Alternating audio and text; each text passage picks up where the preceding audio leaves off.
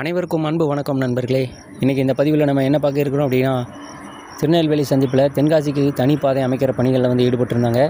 So அந்த track பார்த்திங்க அப்படின்னா, அந்த தூரத்தில் தெரியுது இல்லையா, திருவள்ளுவர் ஈரடுக்கு மேம்பாலத்துக்கு கீழே இருந்து கொஞ்சம் தூரத்தில் இருந்து இங்கே கனெக்ட் ஆகிற மாதிரி இருந்தது. அதோடு அந்த புது ட்ராக்கை போட்டு நிப்பாட்டி வச்சுருந்தாங்க. ஸோ இப்போ இந்த பழைய ட்ராக் பார்த்திங்க அப்படின்னா, ரெஸ்ட்டு லோக்கோமோட்டிவில் நிறுத்தி வச்சுருப்பாங்க. நம்மளோட அப்டேட்டில் நீங்கள் பார்த்துருப்பீங்க. அந்த ட்ராக்கை அதோடய கனெக்ட் பண்ணி முழுமையாக 6வது பிளாட்பாரத்துக்கு கொண்டு போகிற பணிகளை ஈடுபட்டிருக்காங்க. ஸோ இன்றைக்கி அதோடைய கட் அண்ட் கனெக்ஷன் பணிகள் நம்ம வீவர் ஒருத்தர் கேட்டிருந்தார். கட் அண்ட் கனெக்ஷன் பணிகள்லாம் என்ன அப்படின்னு. அதாவது பழைய ட்ராக்கையும் புதுசாக போட்டிருந்த ட்ராக்கை பழைய ட்ராக்கோட கட் பண்ணி இணைக்கிறதுக்கு பேர் தான் கட் அண்ட் கனெக்ஷன்னு சொல்லுவாங்க. ஸோ இந்த பணிகளில் பார்த்திங்கன்னா ஊகச்சி அலைன்மெண்ட், அதுக்கப்புறம் அந்த தண்டபலத்தை தூக்கி வைக்கிறது, இந்த மாதிரியான பணிகளை ஈடுபட்டிருப்பாங்க.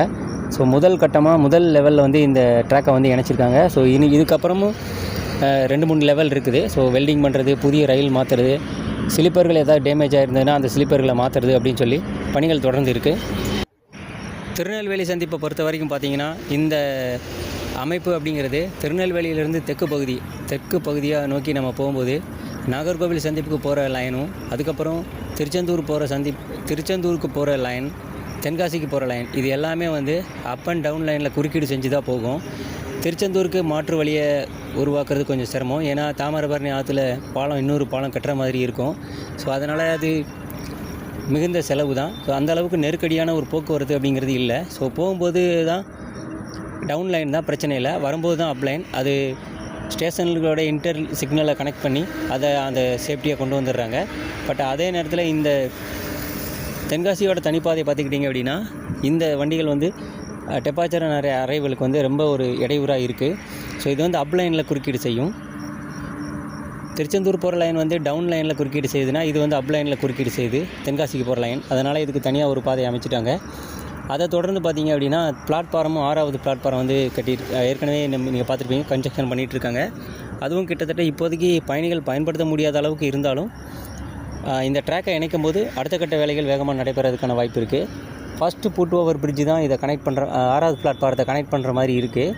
ஸோ ரெண்டாவதாக அந்த இன்னொரு டிக்கெட் கவுண்டர் இருக்குது இல்லைங்களா, வடக்கு கொஞ்சம் தள்ளி, அந்த புட் ஓவர் பிரிட்ஜை நீட்டிக்கிற மாதிரி இல்லை.